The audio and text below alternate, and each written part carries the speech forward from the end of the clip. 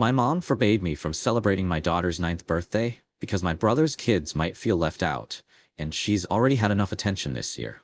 I tried to reason with her, but she started screaming that I was dividing the family over a cake and balloons. I went ahead and threw the party anyway. And when pictures hit social media, my entire family lost their minds. The group chat exploded. My dad called me ungrateful, and my mom showed up at my door crying. I, 34M, never thought a birthday party would be the thing that finally broke my family apart. But here we are. My daughter turned 9 last month, 9 years of her life, and somehow this birthday became the hill my mother chose to die on.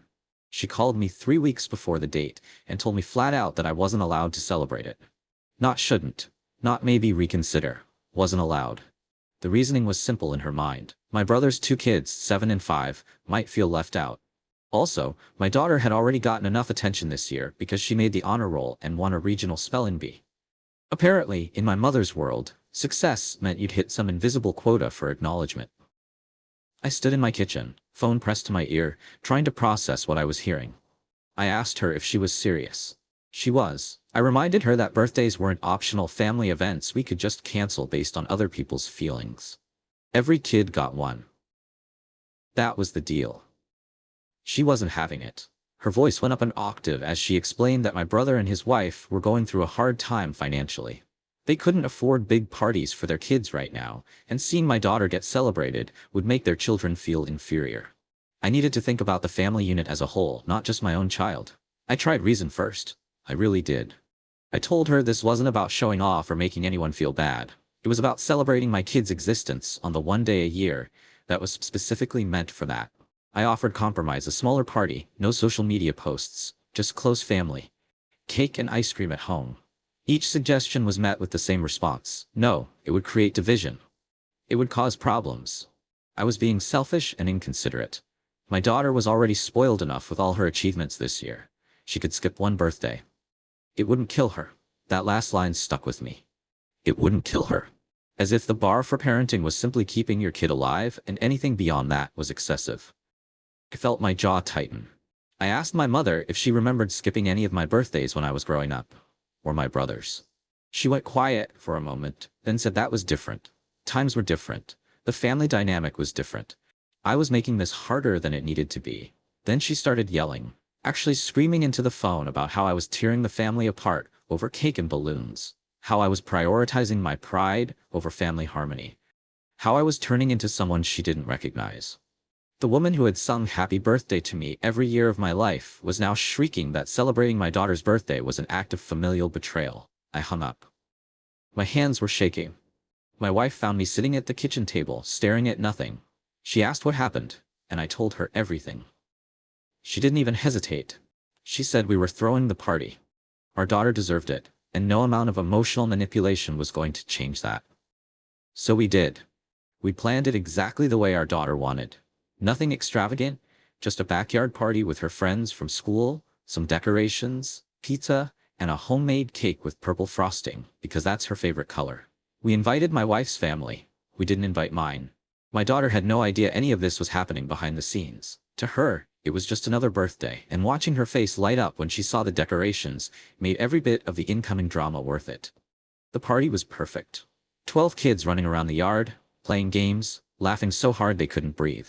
My daughter wore a sparkly dress she'd picked out herself and a paper crown that kept slipping sideways. She was radiant, happy, loved. My wife's sister took photos throughout the day. Candid shots of kids mid-laugh, my daughter blowing out candles, everyone gathered around singing.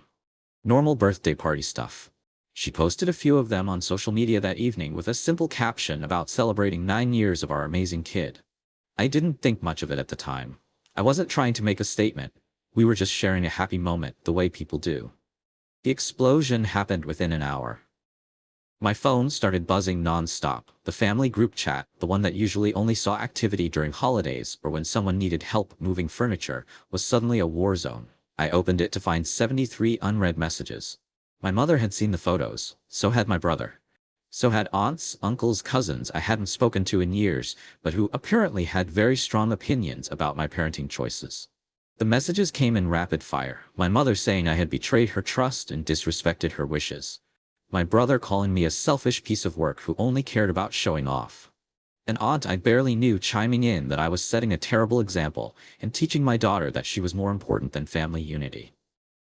The words got worse as I scrolled. I was called entitled, arrogant, cruel. Someone said I was poisoning my daughter's mind against the family. Another person said I clearly had no respect for tradition or elders. My brother's wife sent a long paragraph about how her kids cried when they saw the pictures because they never got parties like that. I sat there reading message after message, watching my entire extended family tear into me over a 9-year-old's birthday party. People who had never once checked in on my daughter, never asked about her spelling bee or her grades, suddenly cared deeply about her getting too much attention. My wife read over my shoulder. She asked if I was okay.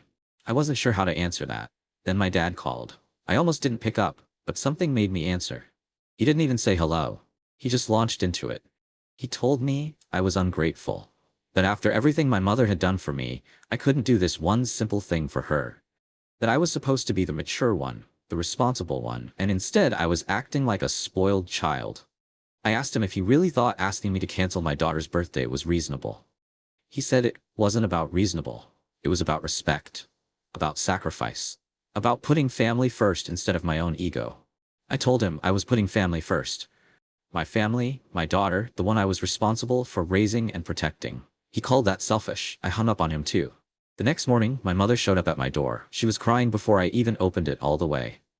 Mascara running down her face, hands shaking, the whole performance.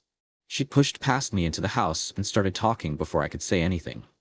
She told me I had humiliated her, that everyone in the family was asking her why she couldn't control her own son, that she couldn't believe I would do this to her after she specifically asked me not to, that I had chosen my daughter over her. That last part stopped me cold. I repeated it back to her. I had chosen my daughter over her. I asked if she understood how insane that sounded. That a grandmother was competing with a 9-year-old for priority. She wasn't listening. She kept crying, kept talking about how hurt she was, how betrayed she felt, how the family was falling apart and it was all my fault. She said my brother wasn't speaking to her because she had failed to make me comply. That my brother's wife was telling people my mother played favorites. That this whole mess could have been avoided if I had just listened. I felt something cold settle in my chest. I looked at this woman, my mother, standing in my living room sobbing over the fact that I had thrown my daughter a birthday party, and I realized she genuinely could not see what she was asking of me. I told her to leave. She looked shocked, like I'd slapped her. She asked how I could throw her out when she was clearly in distress. I said I could, and I was. She needed to go. She left, but not before telling me I would regret this, that I was making a choice I couldn't take back, that one day I'd understand what I'd done to this family. The door closed behind her, and the silence was deafening. Update 1. The fallout got worse before it got better. My brother sent me a text the next day saying I was dead to him. Not in a dramatic, heat-of-the-moment way. Just a simple statement. As far as he was concerned, I was no longer his brother. I didn't respond. My wife's family, on the other hand, rallied around us. Her parents called to check in, made sure we were okay, offered to help if things escalated. Her sister, the one who'd posted the photos, felt terrible and offered to take them down. I told her not to. Taking them down felt like admitting we'd done something wrong, and I refused to do that. My daughter started asking questions. She wanted to know why Grandma and Grandpa hadn't come to her party, why her cousins weren't there. I kept my answers vague. I told her some people couldn't make it, that it wasn't her fault, that we loved her very much. She seemed to accept that, but I could see the confusion in her eyes. That hurt worse than any of the messages or calls. The idea that my mother's tantrum was seeping into my daughter's understanding of her own worth. A week after the party, my phone rang from an unknown number. I almost didn't answer, but curiosity got the better of me. It was my aunt, my mother's sister, the reasonable one in the family, or so I'd always thought. She asked if we could talk. Really talk, not just yell at each other. I was hesitant, but I agreed. She told me she'd stayed out of the group chat on purpose, that she'd watched the whole thing unfold and couldn't believe what she was seeing. She said my mother had always been controlling, but this was a new level. She apologized for not speaking up sooner. Then she told me something I hadn't known. Apparently, my brother had gone to my mother weeks before my daughter's birthday and complained that his kids were asking why they didn't get big parties. My mother, instead of telling him that finances were his responsibility, decided the solution was to make sure no one else got parties either. Level the playing field by lowering the bar for everyone. My brother had orchestrated this whole thing. He'd weaponized my mother's need to keep peace and used it to control what I did with my own kid. And my mother had gone along with it because she couldn't stand the idea of one of her sons being upset with her. I felt sick. This wasn't about fairness or family unity. This was about my brother's ego and my mother's inability to set boundaries with him. My aunt said she was telling me this because I deserved to know what I was really dealing with. She said I'd done the right thing throwing the party, and she was sorry the family had made me feel otherwise.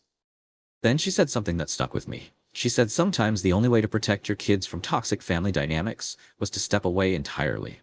I thanked her and hung up. I sat with that conversation for a long time. Update 2. 2 weeks after the party, my brother's wife posted on social media. It was a long, passive-aggressive rant about people who flaunt their wealth and make others feel inadequate. She didn't name me directly, but it was obvious who she meant. The post got a lot of traction from extended family members, all of them chiming in with their support for her. My wife was furious. She wanted to respond, to set the record straight, but I asked her not to. Engaging would only make it worse. Let them have their narrative. We knew the truth. But then my daughter came home from school upset. One of her cousins, my brother's oldest, had told her at recess that she was a spoiled brat, and that's why their family didn't like her anymore. My daughter was crying, asking what she'd done wrong. That was the line. You can come after me all you want, but the second you involve a 9-year-old, we're done. I drafted a message to the family group chat. I kept it short and factual. I said that my daughter's birthday party was a normal celebration that every child deserved. That I would not apologize for being a present parent. That anyone who had a problem with that was welcome to remove themselves from our lives, because we were done walking on eggshells to protect the egos of adults who should know better. I said that my daughter had been told she was spoiled and unlikable by her cousin, and if that was the kind of environment my family wanted to create, they could do it without us. We were out. Then I left the group chat, blocked my mother's number, blocked my brother's, blocked anyone who'd participated in the pile-on.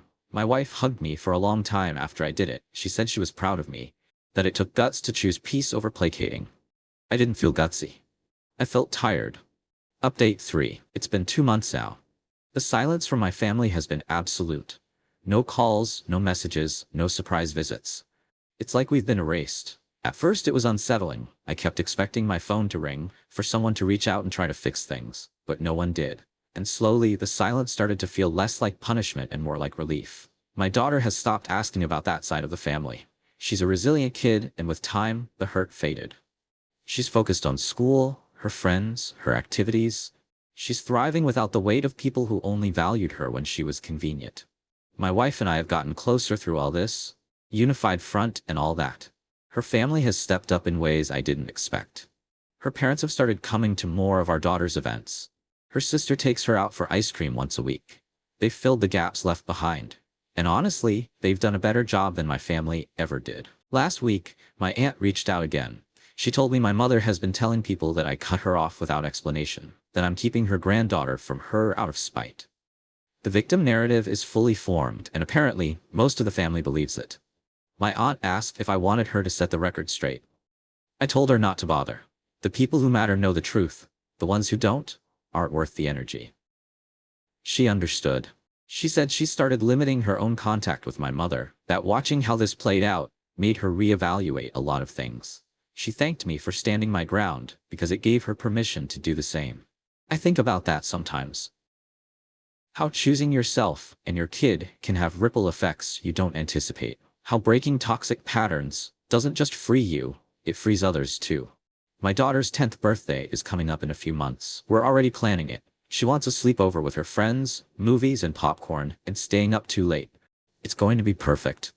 And this time, there won't be any phone calls telling me I'm not allowed. There won't be any guilt trips or group chat meltdowns. There will just be a kid, celebrating another year of life, surrounded by people who actually love her without conditions. And that's worth more than any false peace I could have kept.